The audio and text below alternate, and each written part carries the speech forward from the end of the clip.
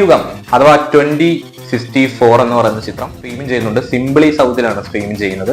ശരിക്കും പറഞ്ഞാൽ ഞാൻ ഈ സിനിമയെ പറ്റി ഒരു ഡീറ്റെയിലിംഗ് ആയിട്ടുള്ള ഒന്നും അറിയത്തില്ലായിരുന്നു. ഇതിന്റെ പ്രധാനപ്പെട്ട കാര്യം സിനിമയെ പറ്റിയുള്ള ഒരു കാര്യങ്ങളും ഇതിന് മുന്നേ തന്നെ ഞാൻ കണ്ടിട്ടില്ല, ട്രെയിലർ കണ്ടിട്ടില്ല. പക്ഷെ ഇങ്ങനെ സിനിമകൾ വല്ലതും ഉണ്ടോ എന്ന് നോക്കുന്ന സമയത്ത് കണ്ടൊരു സാധനമാണ്. ഒരു പോസ്റ്റർ കണ്ടു. അപ്പൊ ആ പോസ്റ്റർ കണ്ടപ്പോൾ നമ്മുടെ ശ്രദ്ധാ ശ്രീനാഥും കിഷോറൊക്കെ നിൽക്കുന്ന രീതിയിലുള്ള ഒരു പോസ്റ്റർ, അതാണ് എന്നെ കൗതുകത്തിലാക്കി സിനിമ കാണാനായിട്ട്. പ്രമോദ് സുന്ദറാണ് സിനിമ സംവിധാനം ചെയ്തിട്ടുള്ളത്. അപ്പൊ കലിയുഗം എങ്ങനെയുണ്ടെന്ന് നോക്കാം. വളരെ ഡിഫറെന്റ് ആയ ഒരു സിനിമയാണ്, ഞാൻ അതിലേക്കൊക്കെ വരാം. ഓക്കെ, അപ്പം സിനിമ എങ്ങനെയുണ്ടെന്ന് നോക്കാം. സിനിമ ആരംഭിക്കുന്നത് 2064 അവിടെ വളരെ റെസിസ്റ്റഡ് ആയിട്ടുള്ള ഏരിയയിൽ ഒരു കൂട്ടം തിങ്ങി താമസിക്കുന്ന കുറച്ചേറെ പീപ്പിൾസ്, അതായത് ഭക്ഷണം, വെള്ളം അങ്ങനെയുള്ള കാര്യങ്ങളൊന്നുമില്ലാതെ തിങ്ങി പാർക്കി ഇങ്ങനെ ജീവിച്ചു പോകുന്ന കുറച്ചേറെ ജനങ്ങളെയാണ് കാണിക്കുന്നത്. പ്രധാനപ്പെട്ട വിഷയം എന്താണ് ചർച്ച ചെയ്യുന്നത് എന്നുള്ളത് സിനിമ ഫസ്റ്റ് തന്നെ എസ്റ്റാബ്ലിഷ് ചെയ്ത് കാണിക്കുന്നുണ്ട് ഒരു ചെറിയ സ്റ്റോറിയിലൂടെ.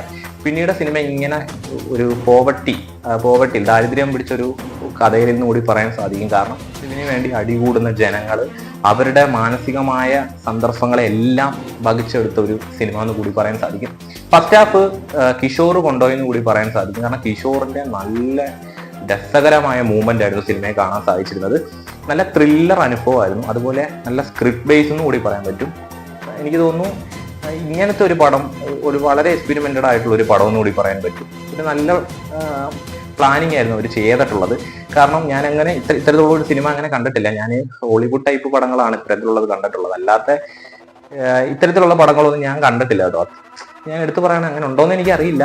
സോ ഒരു വ്യത്യസ്തമായ ശ്രമം അവർ നടത്തി, ഒരു എക്സ്പെരിമെന്റൽ ടൈപ്പ് ഒരു പടമാണെന്ന് എനിക്ക് പറയാൻ സാധിക്കും. അതുപോലെ തന്നെ ഇതിനകത്ത് ഒരു കഥാപാത്രമുണ്ട്. ആ കഥാപാത്രത്തിന്റെ പേര് നിങ്ങൾ നോക്കി വെച്ചോണം. ക്യാരക്ടറിന്റെ പേര് എന്ന് പറയുന്നത് ഇനിയൻ സുബ്രഹ്മണി എന്ന് പറയുന്നൊരു കഥാപാത്രമാണ്. ഞാൻ ഇങ്ങനെ തപ്പിയപ്പോഴാണ്, വിക്കിപീഡിയയിലൊക്കെ തപ്പിയപ്പോൾ കിട്ടിയ ഒരു ക്യാരക്ടർ. ആ ക്യാരക്ടറാണ് ഇതിനകത്ത് സെക്കൻഡ് ഹാഫ് മൊത്തവും കൊണ്ടുപോകുന്നത്. ആ ക്യാരക്ടർ പക്ക ക്യാരക്ടറാണ് കേട്ടോ. നിങ്ങൾ കണ്ടിരിക്കുമ്പോൾ തന്നെ നിങ്ങൾക്ക് പലയിടത്തും നിങ്ങൾക്ക് ത്രില്ലടിച്ച് പല മൂവ്മെന്റ്സുകളായിരിക്കും. എന്താണ് ഇങ്ങനെ സംഭവിക്കുന്നതെന്ന് അറിയാത്ത രീതിയിലുള്ളൊരു നിമിഷങ്ങളായിരിക്കും സിനിമയ്ക്കുള്ളിൽ. പിന്നെ ശ്രദ്ധാ ശ്രീനാഥ് എന്ന് പറയാം, വളരെ ഗംഭീരമായിട്ട് പെർഫോം ചെയ്തിട്ടുണ്ട് കേട്ടോ. എടുത്തു പറയുക, ഒരു രക്ഷയില്ലാത്ത പ്രകടനം ഈ ആർട്ടിസ്റ്റുകളെല്ലാം കൊണ്ടുപോയിട്ടുണ്ട്. അങ്ങനെ കുറച്ച് കഥാപാത്രങ്ങളൊക്കെ ഉള്ളു കേട്ടോ സിനിമയ്ക്കകത്ത്. ഈ പറയത്തക്ക വലിയ ക്യാരക്ടേഴ്സ് ഒന്നുമില്ല. പിന്നെ ഞാൻ പറഞ്ഞിട്ടുണ്ട്, ഇതിനകത്ത് ഈ തോക്കും പിടിച്ചുകൊണ്ടൊക്കെ വന്ന് ഇവരെ വകവരുത്തുന്ന കുറച്ച് ആളുകളൊക്കെ ഉണ്ട്. അവരെ കൂടാതെ തന്നെ നമ്മുടെ പ്രധാനപ്പെട്ട റോൾ ചെയ്തിട്ടുള്ള ആളെന്ന് പറഞ്ഞാൽ ഈ കിഷോർ, ശ്രദ്ധാ ശ്രീനാഥ്, പിന്നെ ഇത്തരത്തിലുള്ള കുറച്ച് കഥാപാത്രം, ഒരു 3 കഥാപാത്രം എന്ന് പറയാൻ സാധിക്കുള്ളൂ. ബാക്കിയുള്ളവരെല്ലാം നല്ല പ്രകടനങ്ങളൊക്കെ തന്നെയായിരുന്നു. അന്നൊക്കെ നല്ല ക്യാരക്ടേഴ്സ് ഉണ്ട് ബാക്കി.